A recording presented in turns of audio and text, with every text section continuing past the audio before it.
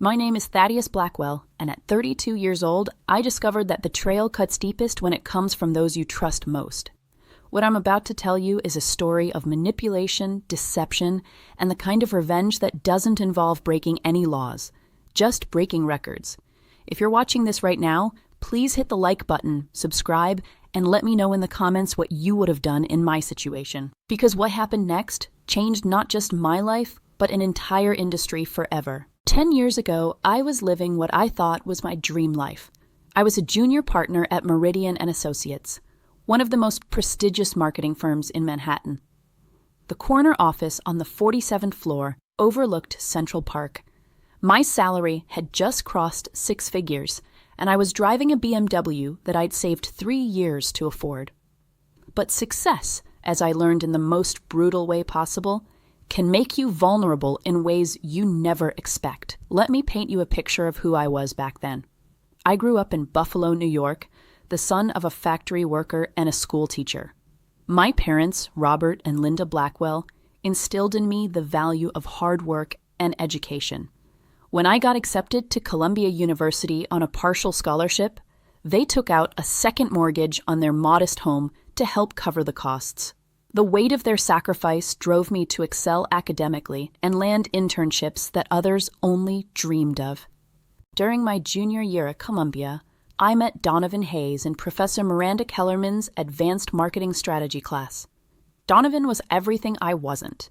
Tall, charismatic, with the kind of effortless confidence that comes from growing up in Greenwich, Connecticut, with parents who owned a successful investment firm. But despite our different backgrounds, we connected over late-night study sessions and a shared vision of revolutionizing the marketing industry. You know what the problem is with most agencies? Donovan said one night as we worked on a case study in the university library. They think small. They optimize campaigns instead of transforming businesses. That conversation became the foundation of our partnership.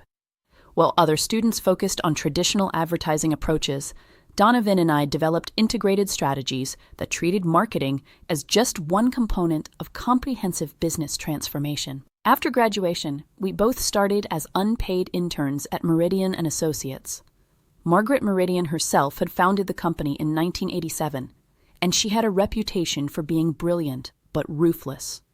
The firm's client list read like a Fortune 500 directory, and working there was considered the golden ticket to a successful marketing career. Those first 2 years were brutal. I was sleeping on a pull-out couch in my cousin's studio apartment in Queens, surviving on Subway sandwiches and black coffee.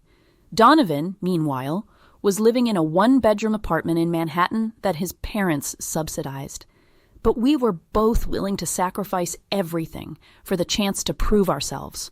Our breakthrough came during my 3rd year when we landed the Richardson Electronics account. Richardson was a mid-sized tech company struggling to compete with larger firms. Their CEO, Patricia Richardson, was skeptical of hiring junior associates. But our proposal was so comprehensive and innovative that she decided to take a chance on us. "I've never seen anything like this," Patricia said during our final presentation. "You're not just proposing marketing campaigns. You're proposing to redesign how we think about our entire customer relationship." The Richardson campaign was a massive success. Within 18 months, their market share had doubled, and their customer satisfaction scores were the highest in their industry. Word spread quickly through Manhattan's tight-knit business community, and suddenly, Donovan and I were the rising stars everyone wanted to work with. Margaret Meridian called us into her office on a Friday afternoon in March 2014. Her corner office was intimidating. Floor-to-ceiling windows overlooking Madison Avenue, walls lined with awards and photos of her with various celebrities and politicians. "Gentlemen," she said, gesturing for us to sit in the leather chairs across from her massive desk, "I've been watching your work, and I'm impressed." The Richardson account was handled with the kind of strategic thinking we expect from senior partners, not junior associates. She paused for dramatic effect. "I'm offering you both junior partnerships, effective immediately. This comes with equity stakes, client ownership, and seats at the senior strategy table."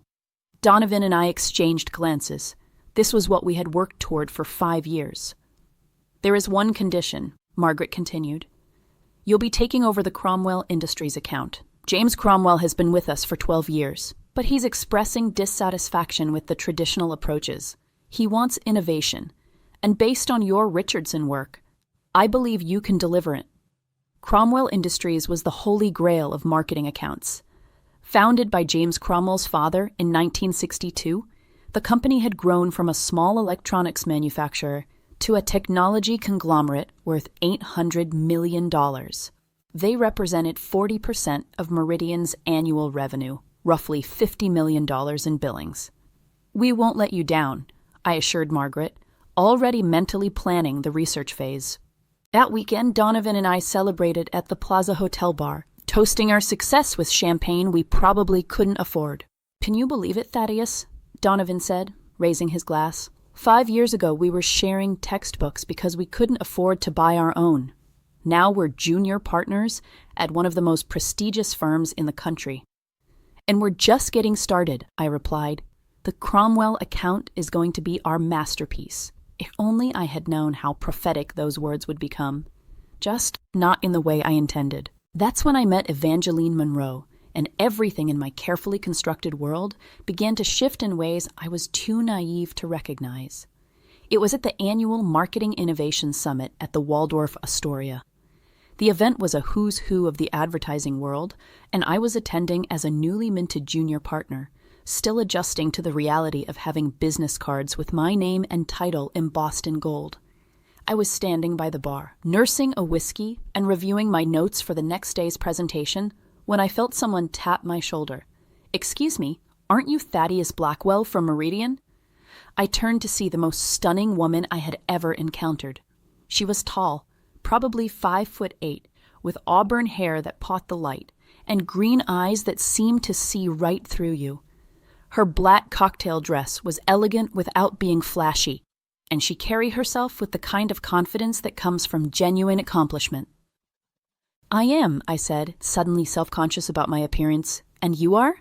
"Evangeline Monroe," she said, extending a perfectly manicured hand. "I work at Davidson Creative. I've been following your work on the Richardson account. Absolutely brilliant strategy." Davidson Creative was one of our biggest competitors, known for flashy campaigns and celebrity endorsements. I was flattered that someone from a rival firm knew about our work. "Thank you," I said. "That's very kind, especially coming from Davidson. Your Super Bowl campaign for Velocity Sports was legendary." She laughed, a sound like crystal bells. "That wasn't mine, unfortunately. I work more on the strategic side, MBA from Wharton. Focus on long-term brand positioning rather than creative execution." We talked for 2 hours. She was brilliant, asking insightful questions about integrated marketing approaches and the future of customer relationship management. When she suggested we continue the conversation over dinner the following week, I accepted immediately. Our first date was at Le Bernardin. I had to save for 2 months to afford it, but I wanted to impress her. Evangeline arrived looking absolutely radiant in a navy blue dress that probably cost more than my monthly rent. "It's as lovely," she said, as we were seated at a table with a view of the kitchen. "I've heard incredible things about their tasting menu." Over 7 courses of exquisitely prepared seafood, we talked about everything: our childhoods, our career ambitions, our philosophies about business and life. She told me about growing up in Charleston, South Carolina, the daughter of a federal judge and a prominent attorney. "I always knew I wanted to work in marketing," she said, taking a delicate bite of the langoustine. "There's something fascinating about understanding what motivates people, what makes them choose one brand over another."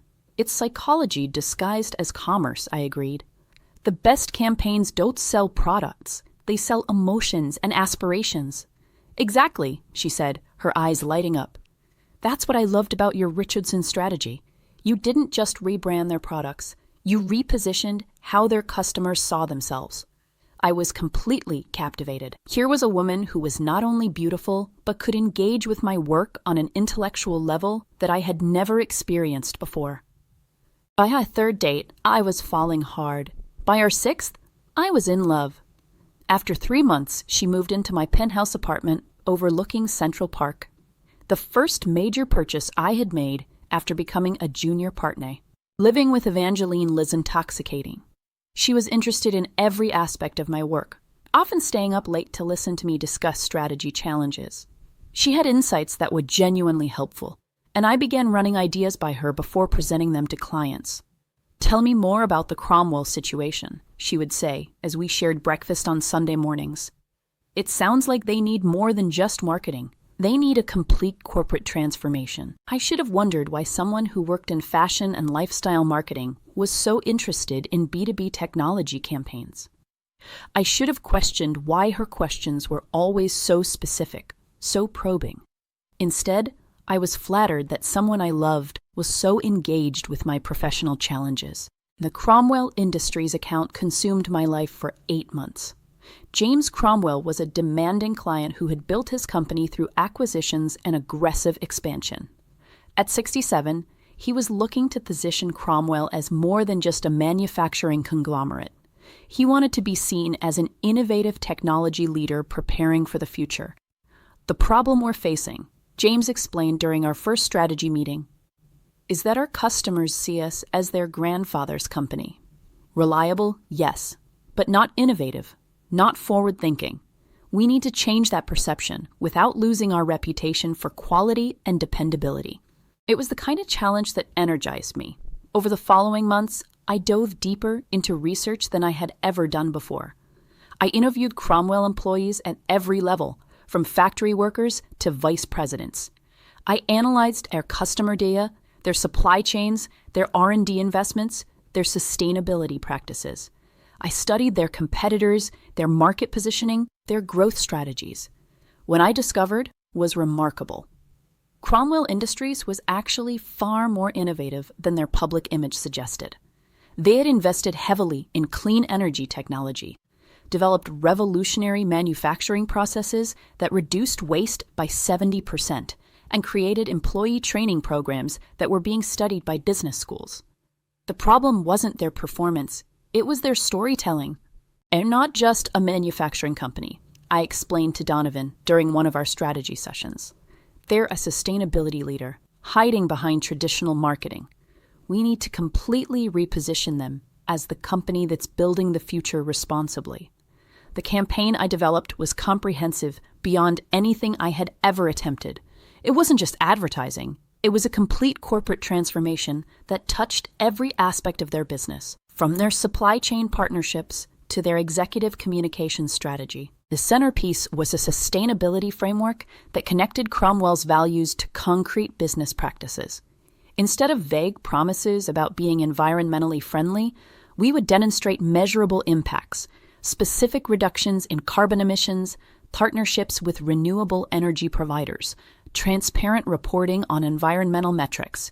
"This isn't greenwashing," I explained to Evangeline one evening as we reviewed the presentation materials.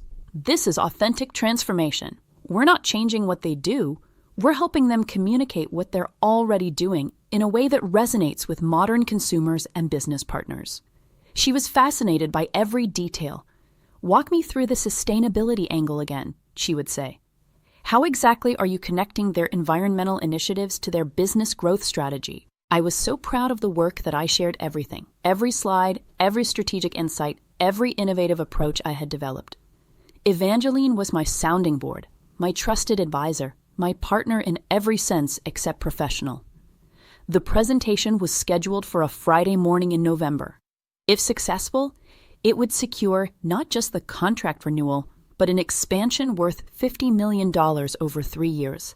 More importantly, it would establish Donovan and me as the premier strategic marketing team in Manhattan. Thursday night, Evangeline suggested we celebrate early with champagne and takeout from Nobu, our favorite restaurant. "I'm so proud of you, Thaddeus," she whispered as we sat on my leather couch, the city lights twinkling beyond the floor-to-ceiling windows. "This campaign is going to change everything for you."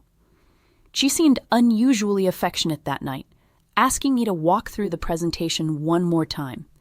"The sustainability framework is so brilliant," she said, her fingers tracing circles on my chest.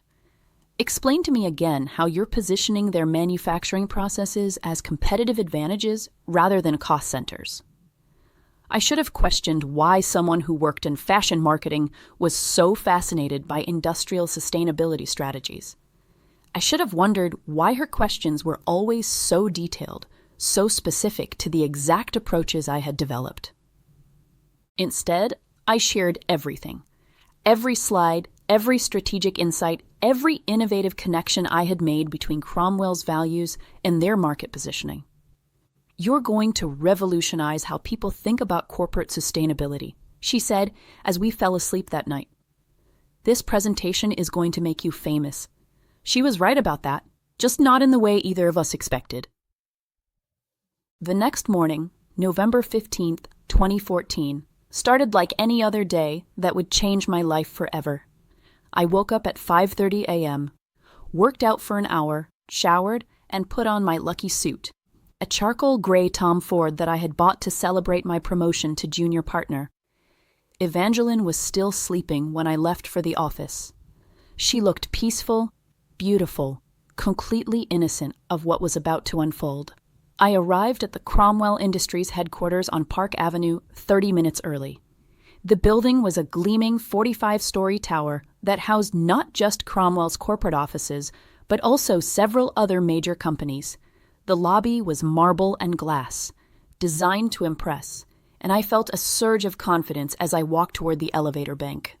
The boardroom was on the 38th floor, with panoramic views of Manhattan stretching in every direction. Floor-to-ceiling windows, a massive conference table made of polished walnut, and leather chairs that probably cost more than most people's cars. This was where deals worth hundreds of millions of dollars were made, and I was about to present what I believed would be the most important campaign of my career. I had arrived early to set up my presentation materials, test the audio-visual equipment, and review my notes one final time. The presentation was loaded on 3 different devices: my laptop, a backup laptop, and a USB drive, because I had learned never to trust technology completely in high-stakes situations. At exactly 9 a.m., James Cromwell walked into the boardroom, followed by his executive team: Sarah Mitchell, Chief Marketing Officer; David Park, Chief Technology Officer; Rebecca Williams, Chief Financial Officer; and Thomas Anderson, Chief Operations Officer. These were the decision-makers who would determine not just whether Cromwell renewed their contract with Meridian, but whether my career would take the quantum leap I had been working toward for 5 years. James Cromwell was an imposing figure, 6'2", silver-haired, with the kind of presence that commanded attention without effort. He had built Cromwell Industries from a small family business into a major corporation through a combination of strategic vision and relentless execution. "Thaddeus," he said, but there was something in his tone that made my stomach clench. Not the warm anticipation I had expected, but something cooler, more guarded. "Good morning, Mr. Cromwell," I replied, suddenly hyper-aware of every detail in the room. "I'm excited to share what I believe will be a transformational approach to positioning Cromwell Industries for the next decade." "Yes, well," James said, exchanging glances with his team. "Before we begin, there's something we need to discuss."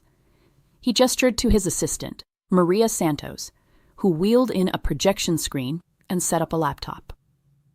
"We received a presentation yesterday from Davidson Creative," James continued, his expression unreadable. "Their proposal was remarkably similar to what you outlined to us during our preliminary discussions last month." The blood in my veins turned to ice. Davidson Creative was Evangeline's firm. "I'm sorry, sir," I managed to say, though my voice sounded strange to my own ears. "I'm not sure I understand." "We'd like you to see this," Sarah Mitchell said, her tone professional but clearly uncomfortable. What appeared on the screen was my work. Not similar to my work, my exact work. Every slide, every strategic framework, every innovative connection I had developed between sustainability and business growth. But the Davidson Creative logo was in the corner where the Meridian logo should have been. The sustainability framework that I had spent months developing, the manufacturing process optimizations, the stakeholder engagement strategies, the metrics for measuring environmental impact, everything was there. presented as if Davidson Creative had developed it independently. "As you can imagine," James Cromwell said, his voice cutting through my shocked silence, "this puts us in a very difficult position. We've already moved forward with Davidson Creative." Their presentation was comprehensive, convincing.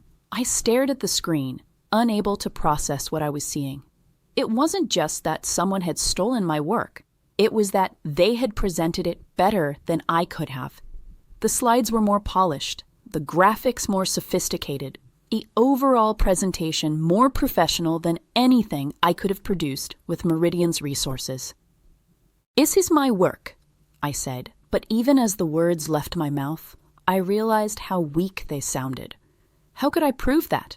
How could I demonstrate that every idea, every strategic insight, every innovative approach had originated from my research and analysis? "That's a very serious accusation," Rebecca Williams said, her tone suggesting she had already made up her mind about who was telling the truth. "I can show you my research files, my interview notes, my development timeline," I said, desperation creeping into my voice. "Everything I've worked on for the past 8 months. "I'm sure you can," Jane said. "But Davidson Creative showed us theirs as well. Extensive documentation, research methodologies, stakeholder interviews. Very thorough work." The room spun around me as I realized what had happened. Not only had someone stolen my work, but they had created a paper trail that made it appear as if they had developed it independently. This wasn't just theft. It was a sophisticated frame job. "Mr. Cromwell," I said, trying to maintain my composure, "I need you to know that I have never, in my entire career, taken credit for someone else's work. What you're seeing is 8 months of my life, my research, my strategic thinking." "I appreciate your position, Thaddeus," James replied, "but we've made our decision. We'll be moving forward with Davidson Creative. Their contract begins immediately." The meeting that was supposed to launch my career into the stratosphere had just ended it instead. The elevator ride down to the lobby felt like it lasted forever. I stood alone, watching the numbers decrease. 38, 37, 36. As my world collapsed around me. By the time I reached the ground floor, I could barely breathe. I called Donovan from the sidewalk outside the Cromwell building. "How did it go?" he asked, and I could hear the excitement in his voice. "We need to talk," I said. "Something's happened." 20 minutes later, I was sitting across from Donovan at a coffee shop near our office, explaining what had transpired in the Cromwell boardroom. As I spoke, I watched his expression change from excitement to concern to something else, something that looked suspiciously like guilt. "That's impossible," he said when I finished. "How could Davidson Creative have gotten access to your work?" "I don't know," I replied, though a terrible suspicion was beginning to form in my mind. "But someone close to this project gave them everything." Donovan shifted uncomfortably in his seat.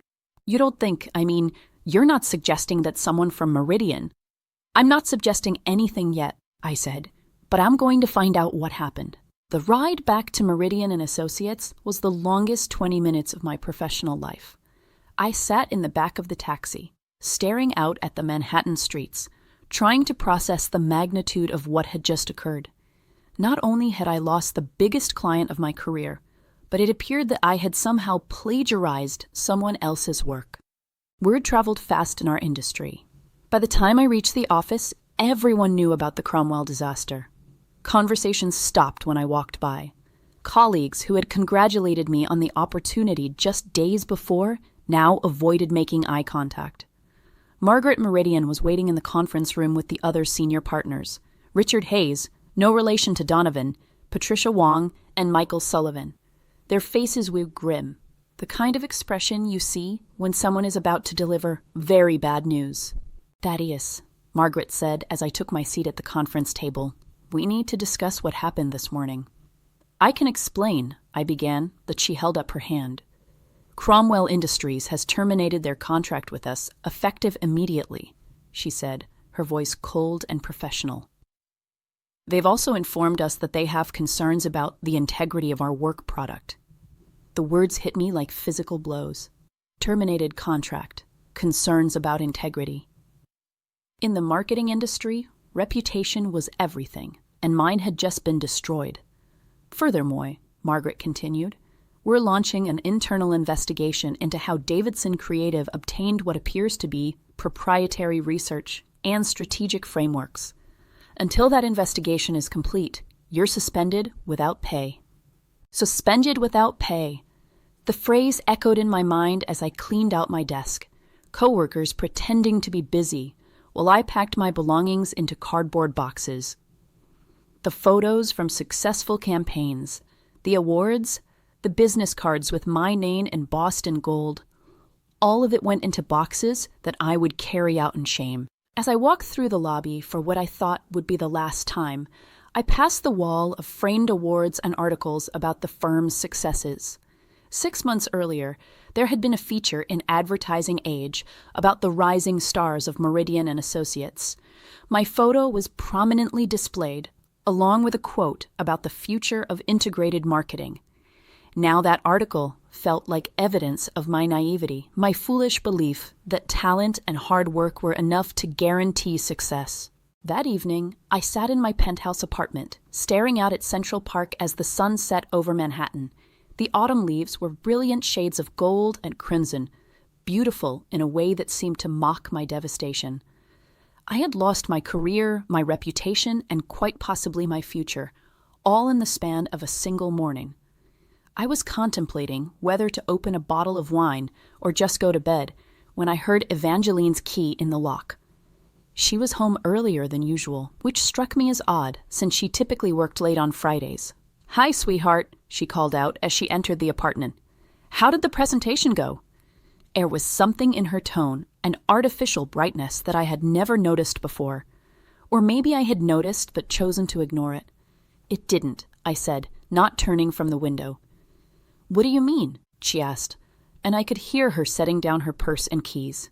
"Someone stole my work, Evangeline.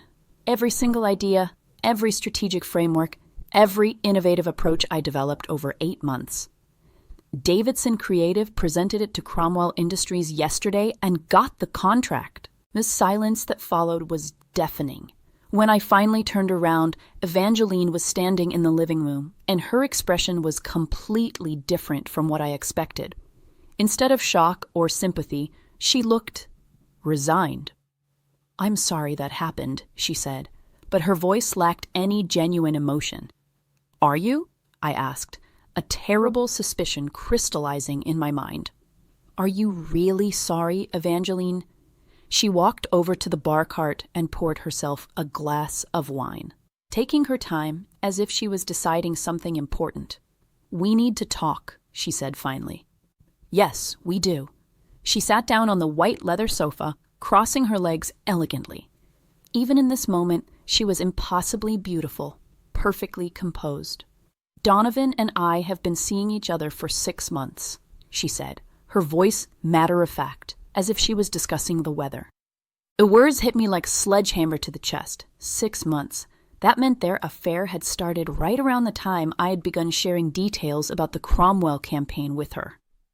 6 months, I repeated, my voice barely above a whisper. He approached me initially, she continued, apparently deciding that honesty was the best policy now that everything is out in the open. He knew I worked at Davidson Creative, and he thought there might be opportunities for collaboration. Collaboration, I said, the word tasting bitter in my mouth. He suggested I get close to you to gather information about your work on Cromwell Industries. But then she shrugged, as if the next part was somehow less calculated. Feelings developed. Between Donovan and me, I mean. The betrayal was so complete, so perfectly orchestrated, that I almost admired its thoroughness. My best friend had pimped out his girlfriend, or rather, had found a girlfriend specifically to destroy me. So everything was a lie, I said. Meeting me at the summit, our conversations, our relationship, all of it was designed to steal my work. Not all of it, she said, and for the first time, there was something that might have been genuine regret in her voice. I did care about you, Thaddeus. You're a good man, talented, ethical, passionate about your work. But business is business. She stood up and walked to the bedroom. I heard drawers opening and closing. the sound of items being packed. "Where are you going?" I asked, though I already knew the answer. "Donahan and I are flying to the Bahamas tomorrow morning," she said as she returned with a suitcase. "We thought you should hear it from me directly rather than find out some other way." "How considerate," I said. She paused at the front door, looking back at me with something that might have been pity. "You're talented, Thaddeus. You'll land on your feet. But you're also naive. You trusted too easily, and in this industry, that's a weakness people will exploit." After she left, I sat alone in my apartment, surrounded by the remnants of a life I had thought was perfect. The silence was overwhelming. No traffic noise made it up to the 35th floor. No sounds from neighboring apartments. Just the quiet hum of the air conditioning and the occasional distant siren from the street below. I walked to my home office and opened my laptop. There, in my email, was a message from Margaret Meridian that had arrived an hour earlier. "Thaddeus," it read, "upon further review and consultation with our legal team, we've decided to terminate your partnership with Meridian and Associates, effective immediately. Please return all company property and materials by Monday. We wish you well in your future endeavors." Terminated. Not suspended pending investigation. Terminated. I spent the weekend calling contacts in the industry, trying to understand what was being said about me. What kind of damage control might be possible? The conversations were brief and uncomfortable. Word had spread quickly. Thaddeus Blackwell had been caught stealing work from a competitor and passing it off as his own. "I'm sorry, Thaddeus," said Jennifer Walsh, a former colleague who now worked at a boutique agency. "I know you're talented, but we can't take a chance on someone with integrity questions. The industry is too small, and reputation is everything." By Sunday evening, I understood the full scope of my situation. I wasn't just unemployed. I was unemployable. In an industry built on trust and reputation, I had been branded as a thief and a fraud.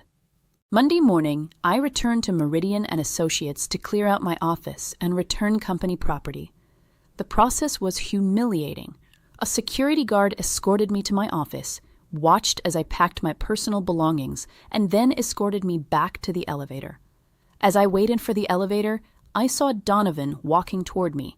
He looked tanned, relaxed, clearly having enjoyed his weekend in the Bahamas. "Thaddeus," he said, his tone attempting sympathy, but not quite achieving it. "I heard about Margaret's decision, and Sonny, it came to this."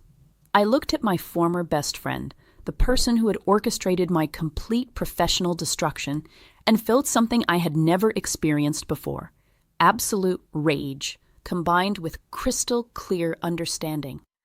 "Are you sorry, Donovan?" I asked. "Are you really sorry that your plan worked perfectly?" His expression flickered just for a moment, and I saw the truth underneath his facade of concern. "I don't know what you mean," he said. "Of course you don't," I replied. "Congratulations on the promotion, by the way. I assume you'll be taking over the accounts I developed." He didn't deny it. That afternoon, I sat in my apartment, the rent on which I could afford for maybe 3 more months, and made a decision that would define the rest of my life. I wasn't going to let this destroy me. I was going to let it transform me.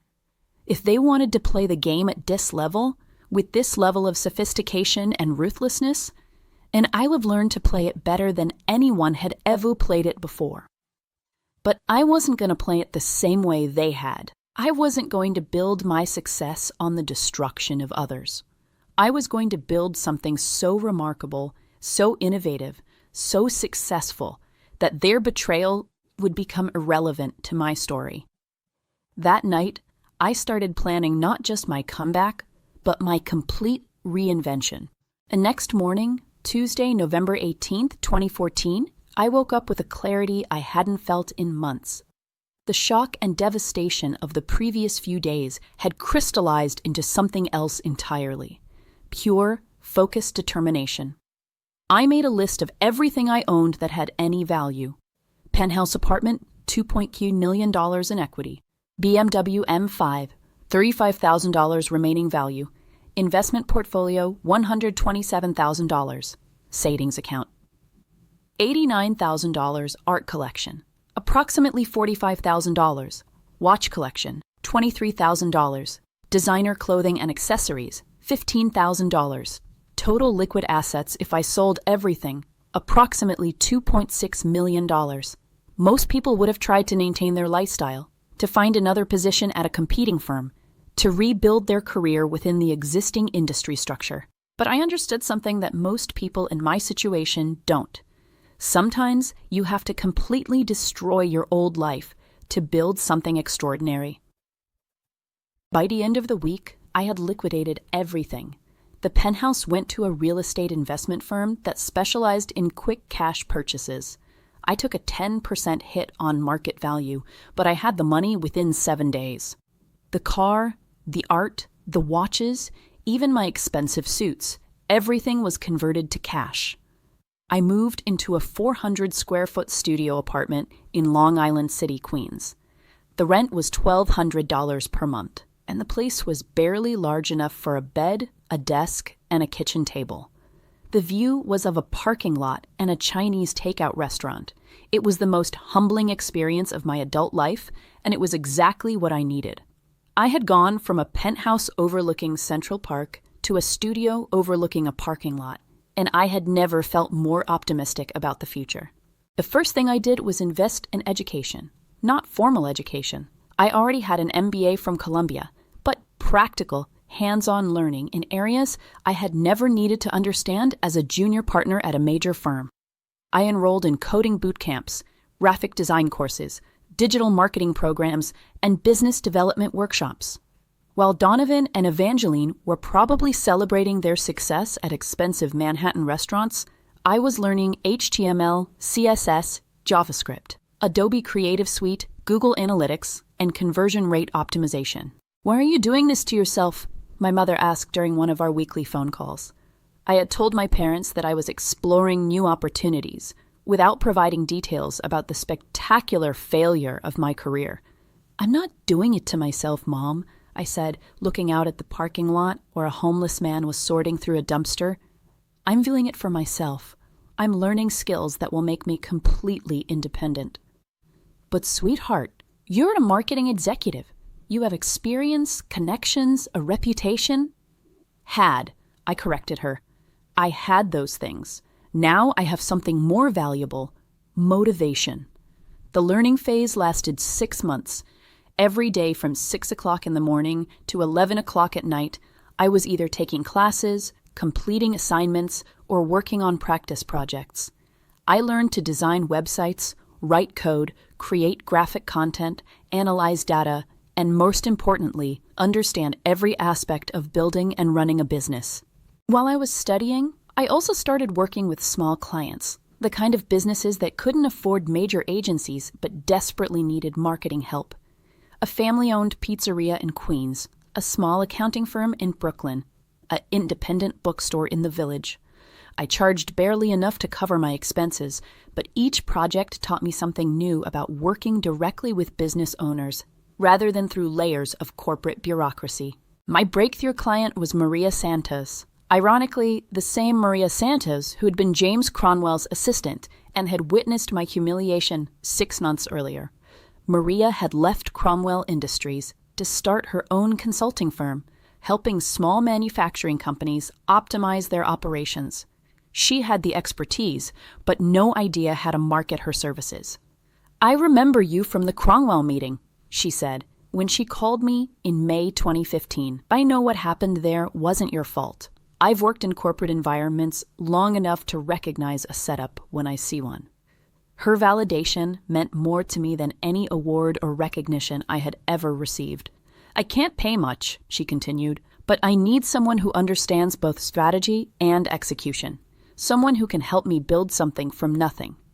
Working with Maria taught me the fundamental lesson that would guide everything I built afterward. Small businesses don't need campaigns. They need systems. Maria didn't need clever advertising or brand awareness. She needed a way to consistently generate qualified leads, convert prospects into clients, deliver excellent service, and scale her operations systematically.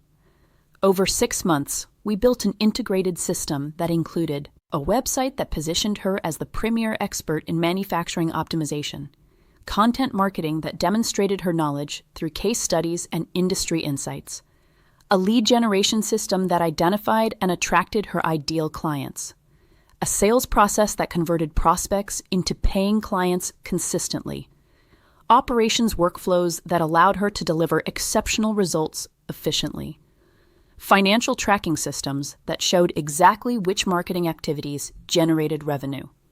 The results were extraordinary. Within 8 months, Maria's business had grown from her working alone in a rented office space to a team of 6 consultants with a waiting list of clients. Her revenue had increased by 400%, and she was being invited to speak at industry conferences. "You didn't just help me with marketing, Thaddeus," Maria told me during one of our monthly strategy sessions. "You helped me build a real business." Most consultants either understand strategy or execution, but rarely both. That comment sparked an idea that would eventually become the foundation of everything I built afterward. By early 2016, I was working with 12 small business clients, each paying between $2,000 and $5,000 per month for comprehensive marketing and business development support. I was living comfortably again, not luxuriously, but without the financial stress of those first few months in Queens. More importantly, I was developing a methodology that was fundamentally different from anything I had learned during my time at Meridian and Associates. Traditional marketing agencies focused on campaigns, specific initiatives with defined start and end dates, designed to achieve particular objectives like brand awareness or lead generation. But what I was discovering through my work with small businesses was that they didn't need campaigns. They needed systems. A campaign might generate leads for 3 months, but a system would generate leads consistently for years. A campaign might increase sales temporarily, but a system would create sustainable, scalable growth. I started documenting my methodology, initially just for my own reference, but gradually developing it into something more comprehensive. I called it integrated business acceleration. The idea that marketing, sales, operations, and financial management should be treated as interconnected components of a single system rather than separate departments. The breakthrough came when I met Marcus Chen, a brilliant programmer who had been working at Google for 3 years before deciding to start his own company. Marcus had developed an application that helps small businesses manage their online presence, social media posting, review management, basic website updates, customer communications. It was technically sophisticated and user-friendly, but Marcus had no idea how to market it or scale his business. "I've got 50 beta users who love the product," Marcus told me during our first meeting at a coffee shop in Brooklyn. "But I don't know how to find the next 500 or the 5,000 after that." "Tell me about Romano's Pizza," he said, referencing one of my early clients that had been featured in a local business magazine. "What do you want to know?" I asked. "They went from 3 locations to 15 in 18 months. That's not normal growth, especially for a family restaurant. What did you do differently?" I explained my integrated systems approach, how I had analyzed not just their marketing, but their operations, staffing, supplier relationships, financial management, and customer experience. Instead of running advertising campaigns, we had redesigned their entire business model to optimize for sustainable growth. "So you weren't just their marketing consultant," Marcus said, leaning forward with obvious interest. "You were their business transformation partner." "Exactly, and that's what every small business actually needs, but they don't know how to ask for it." Marcus stared at me for a long moment, then pulled out his laptop. "What if we could scale that approach?" he said, his fingers already flying over the keyboard. "What if we could create a platform that combines your business transformation methodology with technology that automates and systematizes the implementation?" That conversation was the genesis of Nexus Solutions. Marcus and I spent the next 3 months developing the concept. Instead of just marketing services or just software, we would create an integrated platform that provided small and medium-sized businesses with complete business acceleration systems. The platform would include comprehensive business analysis and strategy development, integrated marketing automation and lead generation, sales process optimization and customer relationship management, operations workflow design and efficiency improvement, financial tracking and performance measurement, ongoing optimization and scaling support. Most businesses fail because they think they need marketing when what they actually need is systems. I explained to Marcus as we worked late into the night in his one-bedroom apartment in Brooklyn. They want more customers, but they can't handle the customers they already have efficiently. They want to grow revenue, but they don't understand their unit economics. They want to scale, but they don't have processes that can scale. And most consultants can't help them because consultants specialize in one area, Marcus added. Marketing people don't understand operations. Operations people don't understand marketing. Finance people don't understand customer psychology. But businesses don't operate in silos. Everything is connected. We decided to bootstrap the company initially, combining my savings from the client work with Marcus's savings from his time at Google.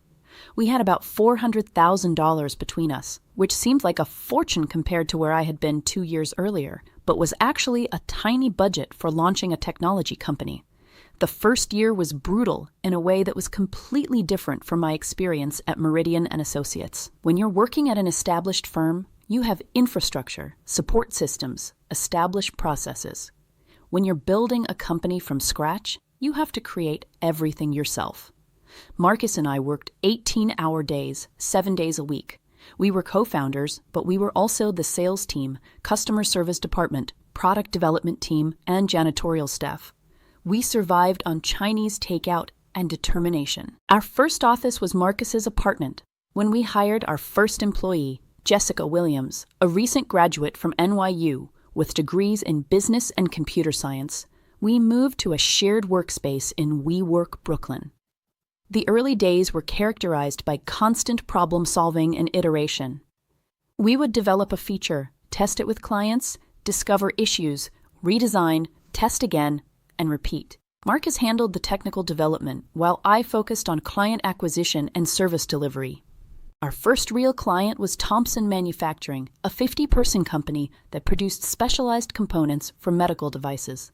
They had been in business for 20 years, but were struggling to grow beyond their original customer base. "We've tried traditional marketing," explained Janet Thompson, the founder's daughter, who had recently taken over management of the company. "Advertising, trade shows, sales representatives, nothing seems to work consistently. Over 6 months, we implemented our complete business acceleration system. We analyzed their operations and discovered inefficiencies that were costing them $200,000 annually. We redesigned their sales process and found that they were losing 40% of qualified prospects due to poor follow-up procedures.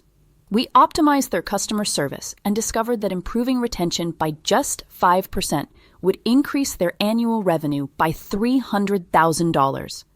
The marketing was just one component of a comprehensive transformation. Within 18 months, Thompson Manufacturing had increased revenue by 180%, improved profit margins by 25%, expanded into 3 new market segments, reduced operational costs by 30%, increased customer satisfaction scores by 45%. Word spread quickly through the manufacturing community. Business owners started calling us not for marketing help, but for complete business transformation.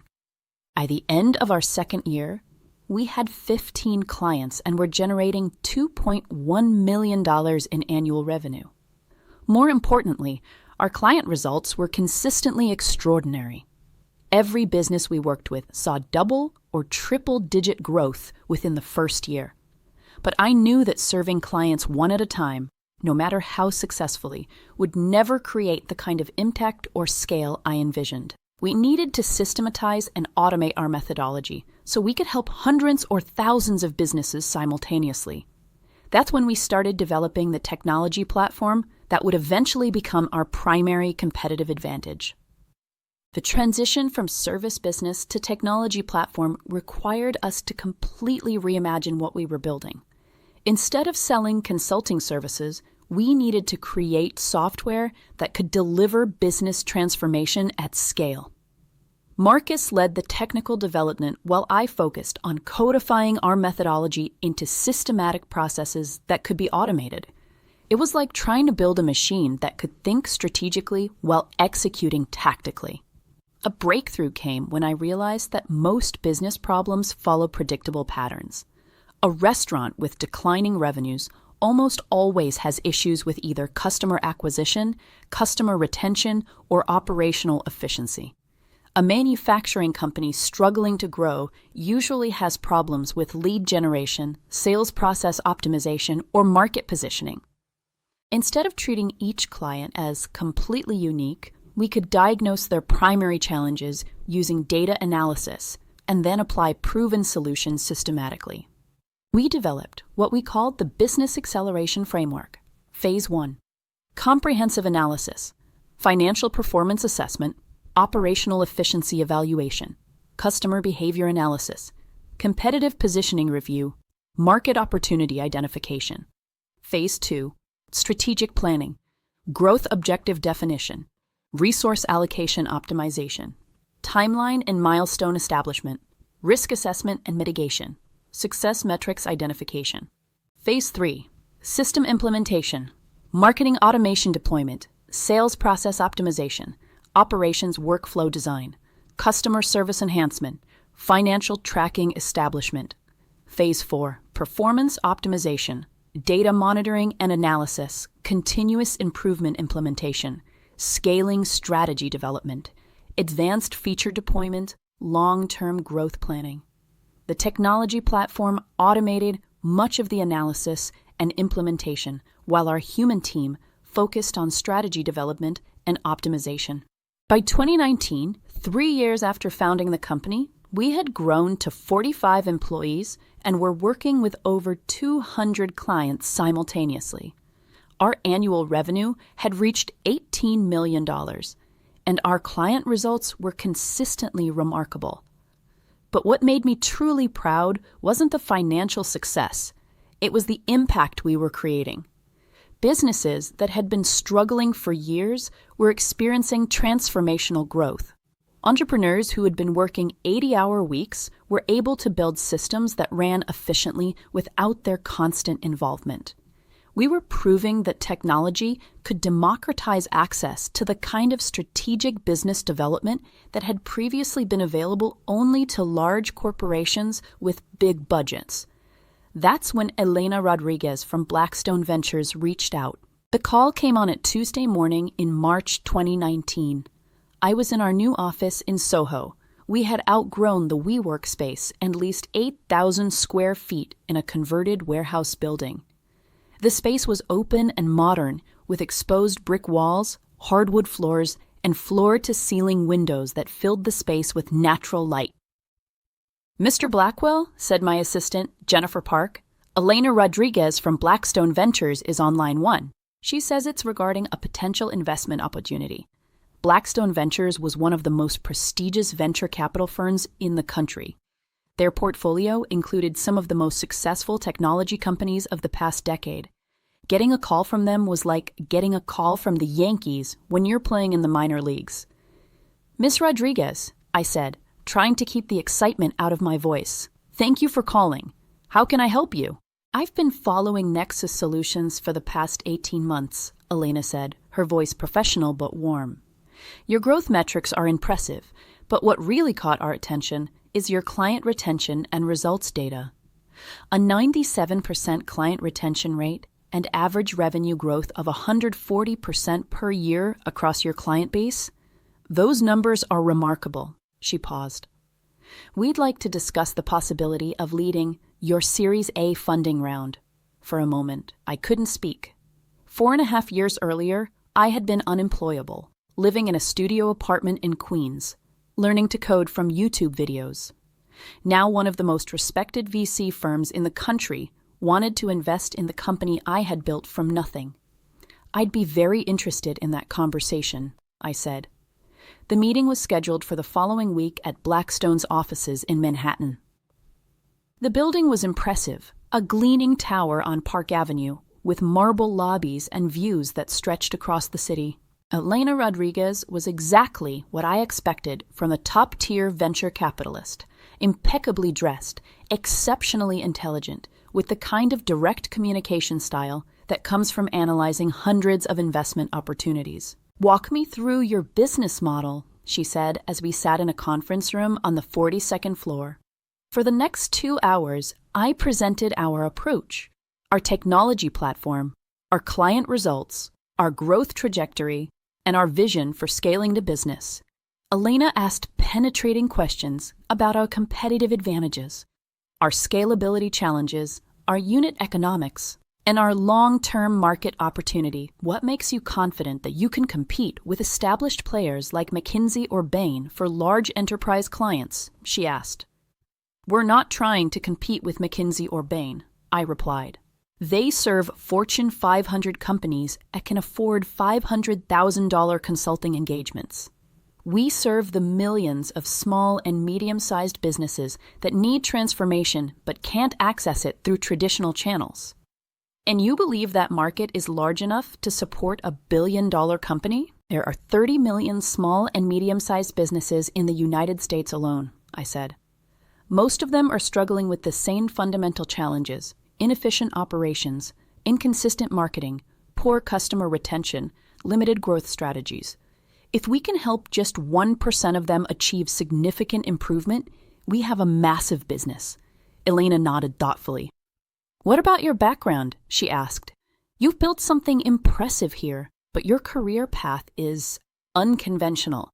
From marketing executive to technology entrepreneur, what drove that transition?" This was the moment I had been both anticipating and dreading. How do you explain to a potential investor that your company was born from professional betrayal and personal devastation? "5 years ago, I lost everything," I said, deciding that honesty was the only viable approach. "My career, my reputation, my relationships. It was the result of a situation where my work was stolen and used against me by people I trusted." I watched Elena's expression carefully, but she simply listened. That experience taught me something valuable. Traditional approaches to business success are inherently fragile. If your career depends on other people's approval, other people can destroy it. If your business depends on relationships and politics, those relationships can be weaponized against you. I leaned forward.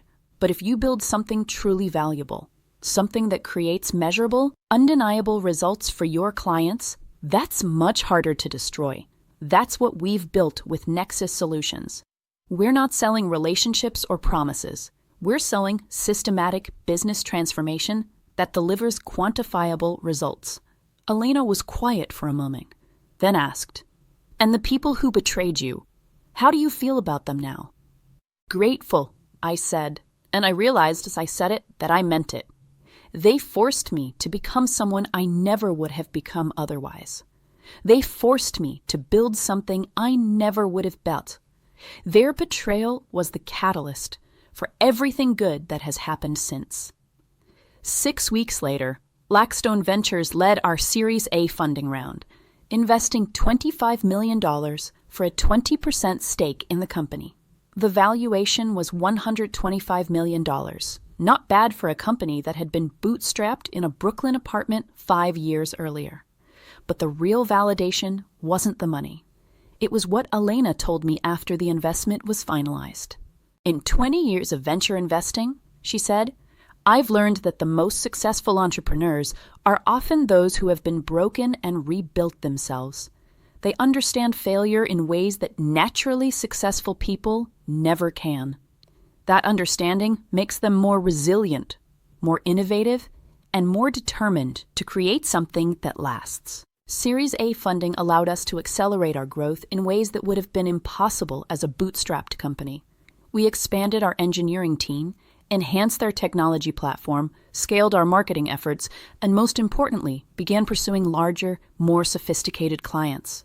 By 2021, 6 years after I had started learning to code in my Queens studio apartment, Nexus Solutions had grown to 200 employees across 4 offices: New York, San Francisco, Chicago, and Austin.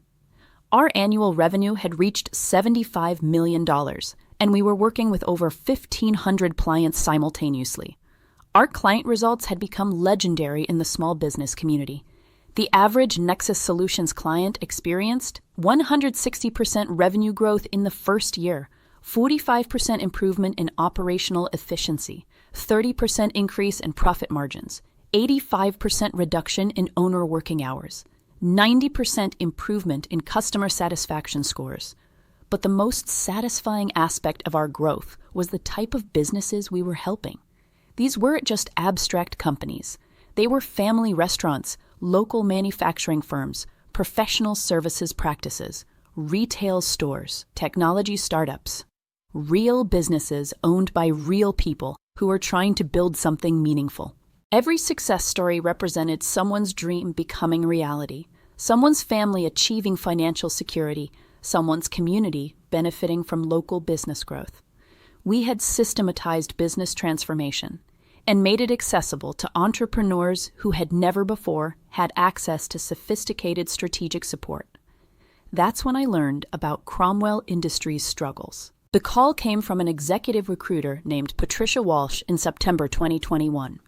"Mr. Blackwell," she said, "I have an unusual situation that I think might interest you. Cromwell Industries is looking for a comprehensive business transformation partner." The irony was so perfect that I almost laughed. Cromwell Industries, the company whose stolen contract had destroyed my original career, was now seeking help from the company I had built from the ashes of that destruction. "What kind of challenges are they facing?" I asked. Though I already had a good idea. I had been monitoring Cromwell Industries' performance for years, watching their slow decline with a mixture of satisfaction and professional curiosity. Revenue has declined 60% over the past 5 years. Patricia explained.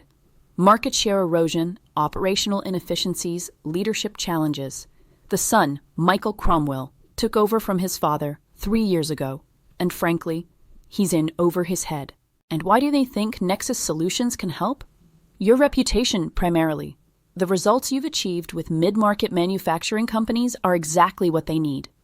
Plus, Michael specifically mentioned that he's familiar with your work and believes you could bring a fresh perspective to their challenges. I agreed to take the initial meeting, though I hadn't yet decided whether I actually wanted to work with Cromwell Industries. The opportunity for poetic justice was appealing, but I had learned that revenge is often less satisfying than success. 2 weeks later, I found myself back in the same Manhattan office building, where my original career had been destroyed 7 years earlier. The lobby looked the same, the elevator bank was identical, even the security guards seemed familiar. But everything else was different. 7 years ago, I had walked into that building as a desperate junior partner hoping to save his career. Now, I was walking in as the CEO of a company that Cromwell Industries needed more than I needed them. Michael Cromwell met me in the lobby personally, the gesture of respect that his father had never shown when I was a vendor, rather than a potential savior. Michael was about my age, maybe 35, with the kind of honest demeanor that suggested he was genuinely trying to do right by his family's company, but lacked the experience to navigate the challenges he was facing. "Mr. Blackwell," he said, extending his hand. "Thank you for coming. I know there's history between our companies, and I appreciate you being willing to discuss working together despite that." We rode the elevator up to the same floor where I had been humiliated 7 years earlier. The boardroom looked exactly the same. Polished walnut table, leather chairs, panoramic views of Manhattan. But this time, I wasn't the one seeking approval. Michael was joined by his leadership team, Sarah Chen, who had replaced Sarah Mitchell as CMO, David Martinez, new CTO, Rebecca Kim, new CFO, and Thomas Johnson, still COO after all these years. "Before we discuss your challenges," I said, as we took our seats around the conference table, "I need to address what happened in this room 7 years ago." Michael nodded. "I was hoping you would. Your company accused me of plagiarism and destroyed my professional reputation based on work that had been stolen from me by Davidson Creative. That accusation cost me my job, my career, and my standing in the industry." The room was silent. Thomas Johnson, The only person present who had been there during the original incident looked uncomfortable. "I've done my research since taking over the company," Michael said. "I know what really happened. Davidson Creative delivered a campaign that was superficially impressive but fundamentally flawed. The sustainability initiative failed because it wasn't based on actual operational changes. It was just marketing spin without substance." He paused. "Furthermore, I've learned that the person who provided Davidson Creative with that information was later terminated from his position at Meridian and Associates for ethical violations." "So they knew about Donovan's role. That was interesting. I can't change what my father did," Michael continued, "but I can acknowledge that it was wrong and that you deserved better treatment." I appreciated his directness, but apologies wouldn't solve their business problems. "I'm not interested in relitigating the past," I said. "I'm interested in understanding whether Cromwell Industries is serious about transformation. Based on what I've researched, your company needs more than marketing help. You need complete operational and strategic renovation." For the next 2 hours, they walked me through their challenges. Revenue had declined from $800 million to $320 million over 5 years. They had lost major clients to more innovative competitors. Their sustainability initiatives had been exposed as greenwashing, damaging their reputation. Employee morale was low, and they were losing key talent. Their manufacturing processes were outdated and inefficient. Their customer service had deteriorated significantly. They had no coherent digital strategy. Their financial performance was declining across all metrics. It was exactly the kind of comprehensive business transformation challenge that Nexus Solutions had become expert at solving. "What we need," Michael said, "is a partner who can help us rebuild this company from the ground up. Not just fix our marketing, but redesign our operations, revitalize our culture, and restore our competitive position." "That's a significant undertaking," I replied. "Complete business transformation for a company of your size typically takes 18 to 24 months and requires total commitment from leadership. Are you prepared for that level of change?" "We don't have a choice," Michael said.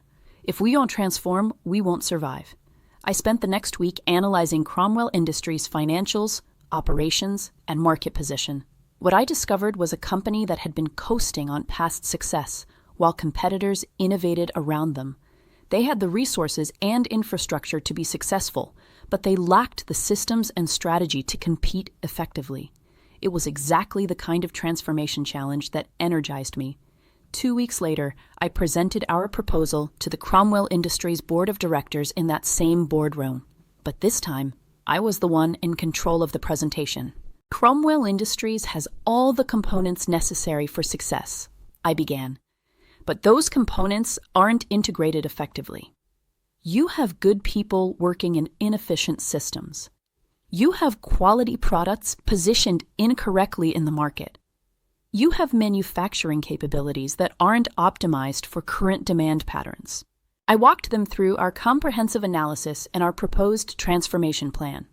Phase 1, Operational Excellence, months 1 to 6, Manufacturing Process Optimization, Supply Chain Efficiency Improvement, Quality Control System Enhancement, Cost Structure Optimization, Inventory Management Redesign. Phase 2, Market Repositioning, months 3 to 12, Competitive Analysis and Differentiation Strategy, Customer Segmentation and Targeting, Product Portfolio Optimization, Pricing Strategy Development, Sales Process Redesign. Phase 3, Digital Transformation, months 6 to 18, Technology Infrastructure Modernization, Customer Relationship Management System Implementation, Digital Marketing and Lead Generation, E-commerce Platform Development, Data Analytics and Business Intelligence. Phase 4, Sustainable Growth, months 12 to 24. Innovation Pipeline Development, Strategic Partnership Identification, Market Expansion Planning, Organizational Culture Transformation, Leadership Development, and Succession Planning. The total investment for this transformation will be $4.2 million over 2 years, I concluded. Based on our analysis, successful implementation should result in revenue recovery to $600 to $700 million annually within 24 months. with significantly improved profit margins and operational efficiency. The board approved the proposal unanimously. As I signed the contract 3 weeks later, I couldn't help but appreciate the perfect symmetry of the situation. 7 years earlier, I had lost everything in that building. Now I was returning as the person they desperately needed to save their company. But this wasn't about revenge. It was about redemption. Not just my own, but theirs as well.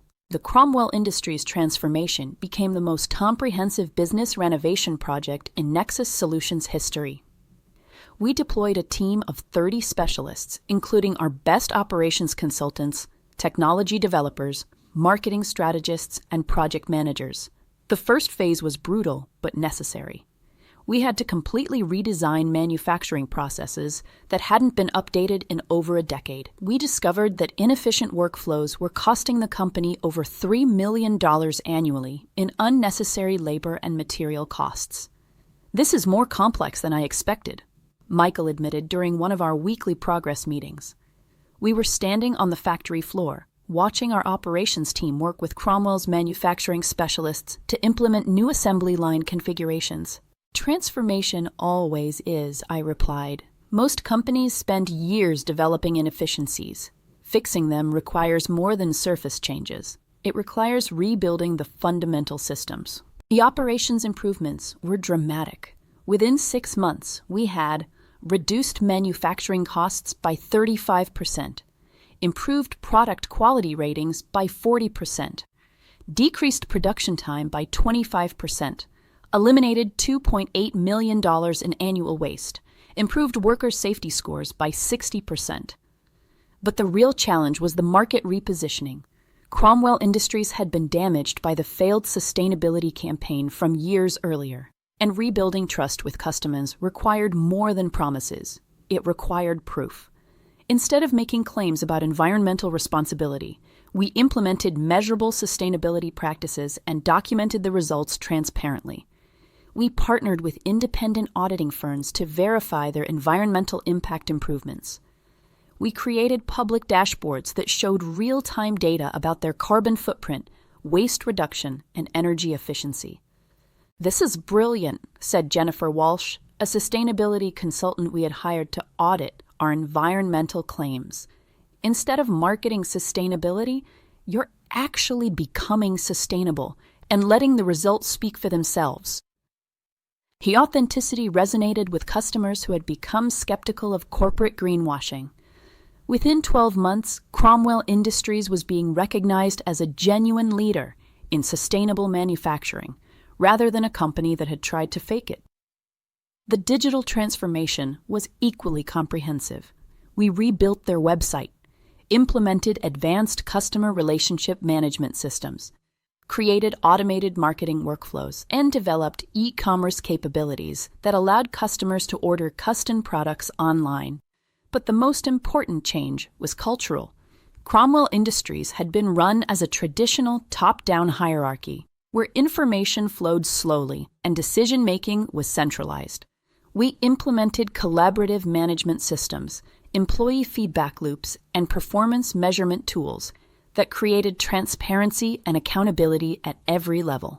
"I feel like I'm working for a completely different company," said Maria Rodriguez, a production supervisor who had been with Cromwell for 15 years. "We actually have input into how things are done now, and management listens to our suggestions." The results were extraordinary. Within 18 months, revenue had recovered to $580 million annually. Profit margins had improved by 45%. Customer satisfaction scores were the highest in company history. Employee retention had improved by 60%. They had won 3 major industry awards for innovation and sustainability. Their stock price, they had gone public the year before, had tripled. But the most satisfying moment came during our final presentation to the Cromwell Industries board. "When we started this process," Michael said, addressing the full board of directors, "our company was dying. Revenue was declining, customers were leaving, employees were demoralized. We were becoming irrelevant in our own industry." He gestured to the comprehensive results presentation displayed on the wall-mounted screens. Today, we're not just recovered, we're stronger than we've ever been. We're the industry leader in sustainable manufacturing. We have the most advanced operational systems in our sector. Our customer satisfaction and employee engagement scores are at record levels. He looked directly at me. Thaddeus and the Nexus Solutions team didn't just fix our problems.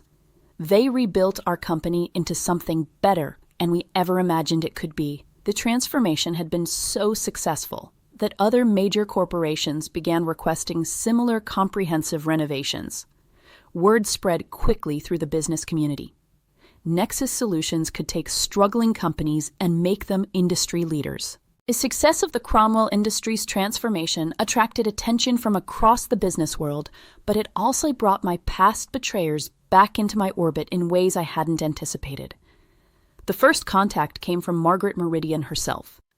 Thaddeus, her assistant said when she called in March 2022, Margaret Meridian would like to schedule a meeting with you at your earliest convenience. Margaret Meridian, the woman who had suspended me, investigated me, and ultimately terminated me based on false accusations. The woman whose firm had destroyed my reputation and left me unemployable in the industry I had worked years to enter. Now she wanted a meeting. I agreed, partly out of curiosity and partly because I wanted to see how she would handle the reversal of our positions. We met at her office, the same office where she had informed me of my termination 8 years earlier. But everything else had changed dramatically. Margaret looked older, more tired. The confidence and authority that had once defined her presence seemed diminished. Her firm, I knew from industry reports, had struggled in recent years as clients demanded more sophisticated, technology-enabled services that traditional agencies weren't equipped to provide. "Thaddeus," she said as I entered her office, "thank you for coming. I know our last interaction was difficult." She gestured for me to sit in the same chair where I had received the news of my suspension. "I owe you an apology," she continued, her voice carrying none of the authority it had possessed 8 years earlier. Our investigation eventually revealed the truth about what happened with the Cromwell situation. You were the victim of a sophisticated deception, and we should have recognized that. I nodded but said nothing, letting her continue. Donovan Hayes was terminated 18 months after your departure when we discovered evidence of his collaboration with Davidson Creative. The scheme was more elaborate than we initially understood. "I appreciate you telling me that," I said, "though it doesn't change what happened." "No, it doesn't," she agreed, "but I hope it provides some validation that your reputation has been cleared, at least internally." She leaned forward, and I could see the real purpose of her request for this meeting. "More importantly," she continued, "I'd like to discuss the possibility of Meridian and Associates partnering with Nexus Solutions. Your approach to integrated business transformation is exactly what our industry needs and what our clients are demanding." There it was. The woman who had destroyed my career now wanted to partner with the company I had built from its ashes. "I appreciate the offer, Margaret," I said, "but Nexus Solutions has grown beyond the traditional agency model. We're not competing with firms like Meridian anymore. We're making them obsolete." Her face fell, but she nodded with what might have been respect. "I understand," she said, "and frankly, based on what you've accomplished, I can't say I blame you." As I left her office for what I knew would be the last time, I felt a sense of closure rather than satisfaction. Margaret Meridian had once held complete power over my professional future. Now she was irrelevant to my story. The second contact was more personal and more complicated. 2 weeks after my meeting with Margaret, I received a LinkedIn message from Donovan Hayes. "Thaddeus," it read, "I know I have no right to contact you after what I did, but I wanted you to know that I recognize how wrong I was. What you've built with Nexus Solutions is incredible. The Cromwell Industries transformation has been featured in every major business publication. If there's any way I could make amends, I would welcome the opportunity." I stared at that message for a long time.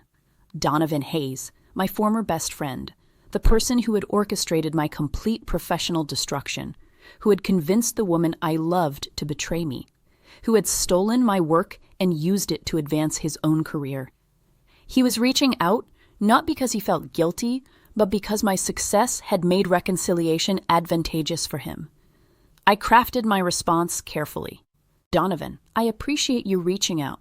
I harbor no ill will toward you or anyone else involved in what happened 8 years ago.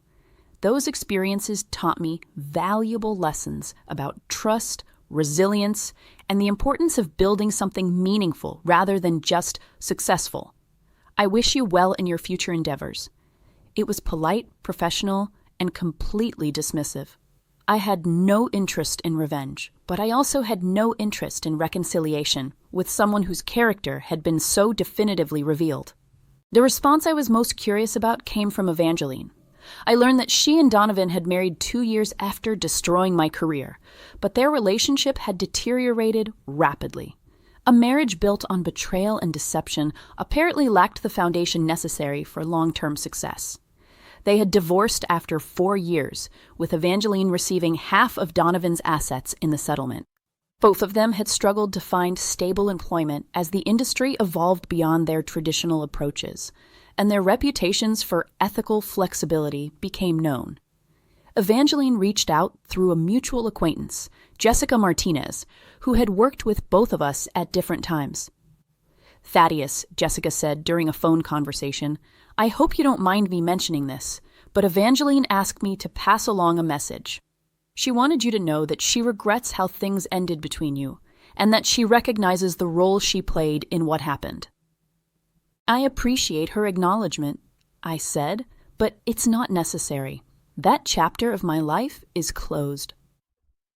She also wanted you to know that she struggled professionally since then. The reputation for unethical behavior has made it difficult for her to find stable work. I felt no satisfaction in learning about Evangeline's professional struggles. Her betrayal had ultimately been the catalyst for everything good that had happened in my life since. In a strange way, I was grateful to her for forcing me to become someone I never would have become otherwise. I hope she finds her way, I said, and I meant it.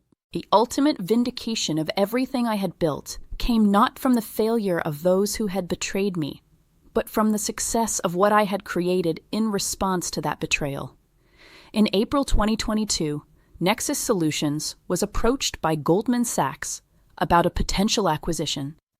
The investment bank had been hired by Tech Global Corporation, one of the largest technology conglomerates in the world, to identify strategic acquisition targets in the business services sector.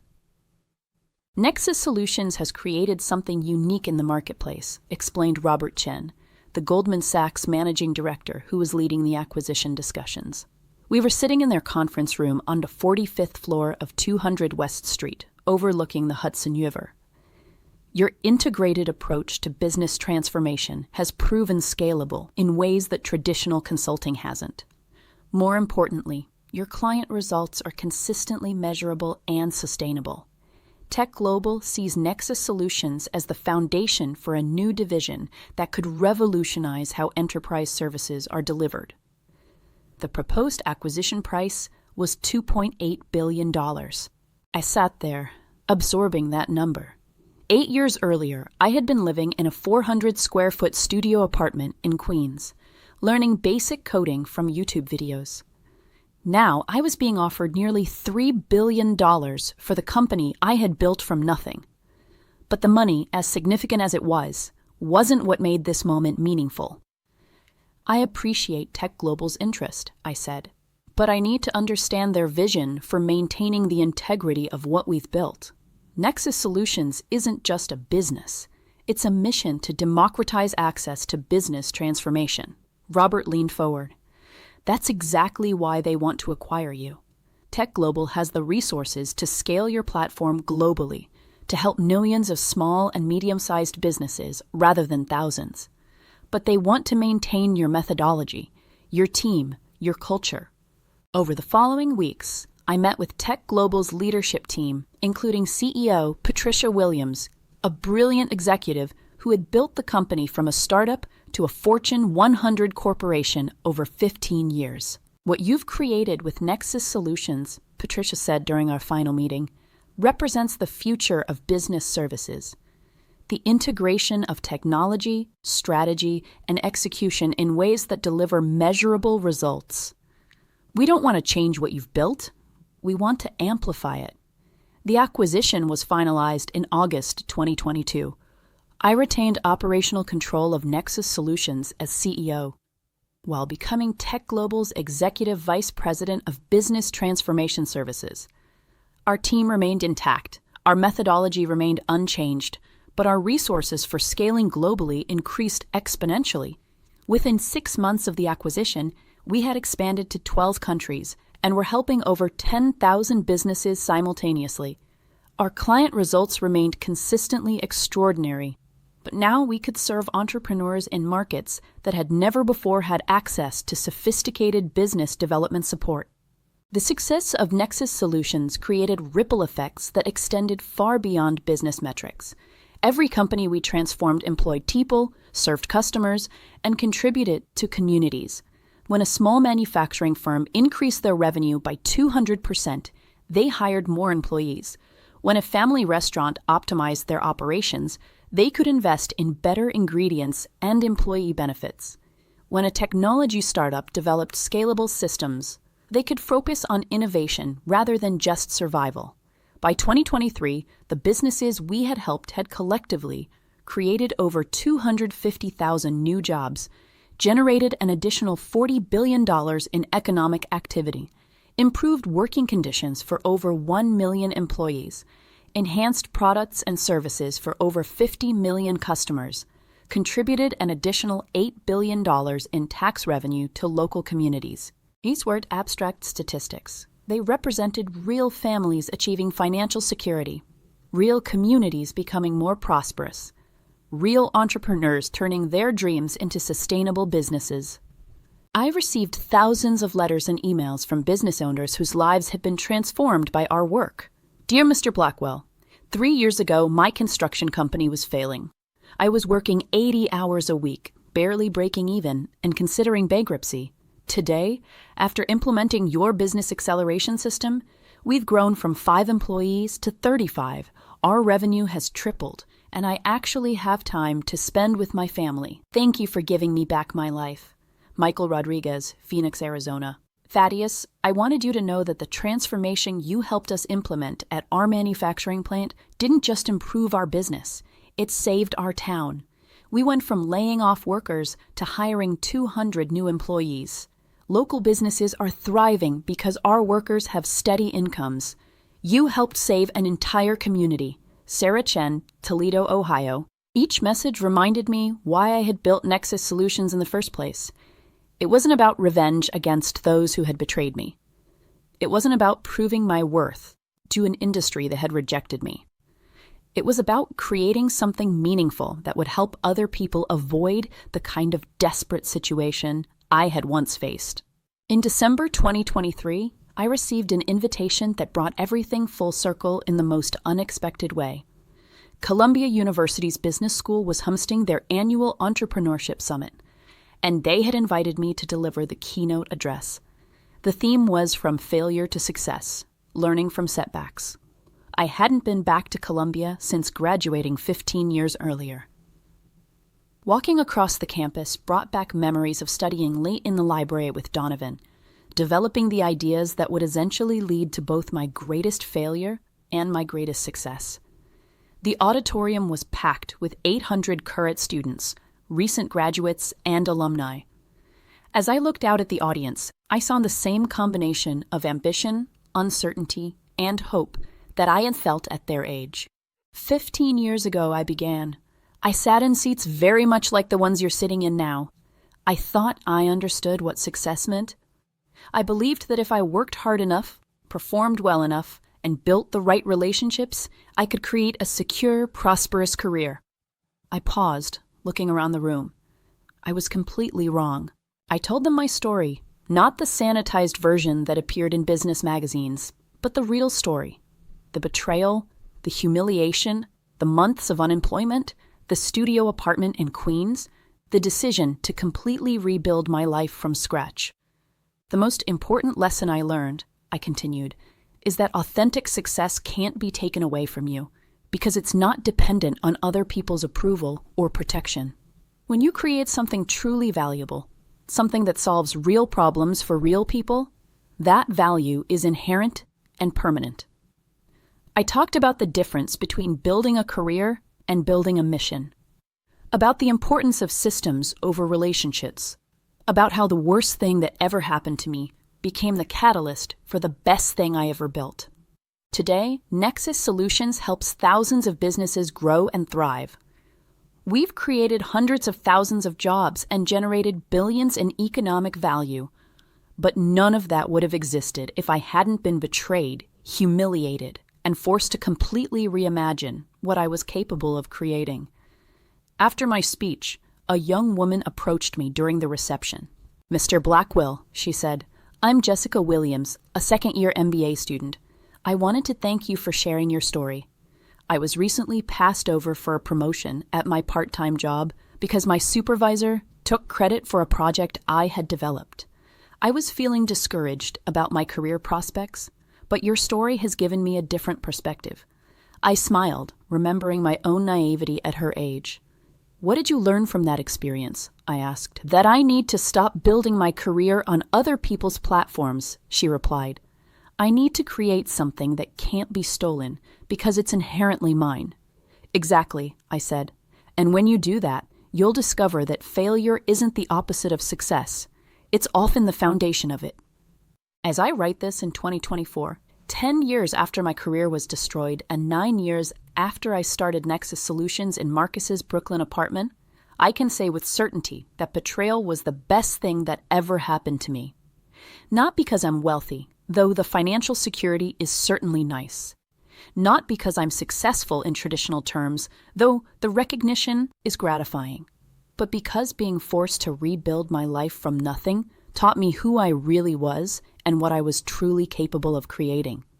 Donovan Hayes eventually found work at a small marketing firm in Detroit, far from the Manhattan success he had once achieved through deception. Evangeline Monroe left the marketing industry entirely and now works as a real estate agent in Charleston. Margaret Meridian sold her firm to a larger agency and retired quietly to Florida. I don't think about them often anymore. They played their roles in my story, the roles that forced me to become someone I never would have become otherwise, but they're no longer relevant to my future. Today, Nexus Solutions has grown beyond my wildest dreams.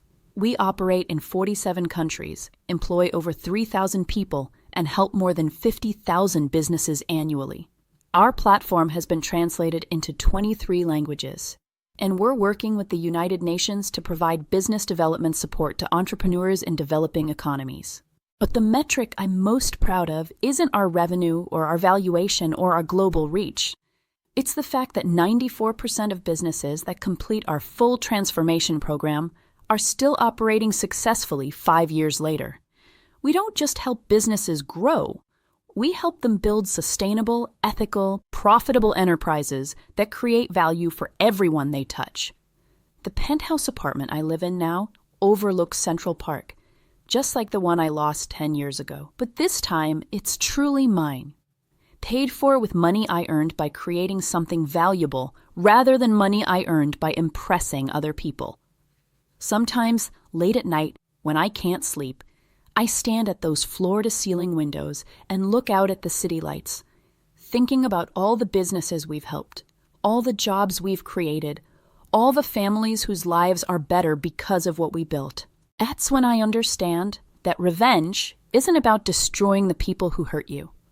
Real revenge is building something so remarkable that their betrayal becomes irrelevant to your story.